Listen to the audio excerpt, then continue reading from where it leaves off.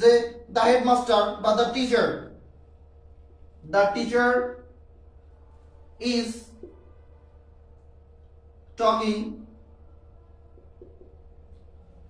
Dash English. আমি তোমাদের English নিয়ে কথা বলতেছি না? আচ্ছা তোমরা তো বাংলা ভাষা জানো, বলো তোমরা বাংলা ভাষা জানো না? আচ্ছা বাংলা ভাষা কিটা না জানে? আর ইংলিশ টিচার আমি, ইংলিশ শিখাবো আমি, কিন্তু বাংলা তো তোমরা জানো। আচ্ছা আমি প্রিপোজিশনের ক্ষেত্রে সবসময় একটা কথা বলি, শূন্যস্থানের আগে এবং পরে, এবং আমার শেখানোর টেকনিক এটা, প্রত্যেকটা গ্রামার আইটেম আমি এবার শেখাই যে শূন্যস্থানের আগে আর পরে এটা। আচ্ছা টকিং মানে কথা বলে, টকিং মানে কি কথা বলে, আর ইংলিশ, তাহলে তোমরা একটু মানে বাংলায় করার চেষ্টা করো তো। যদি বাংলায় টকিং মানে কথা বলে, ইংলিশ মানে ইংলিশ, তাহলে তোমরা কি বলবা? যে ইংলিশ বিষয়ে কথা বলে, তাই বলবো সর্বোচ্চ ইংলিশ বিষয়ে কথা বলে বা ইংলিশ সম্পর্কে কথা বলে। স্যার কি কথা বলে? তোমরা বাংলা ভাষাভাষী না, বলো।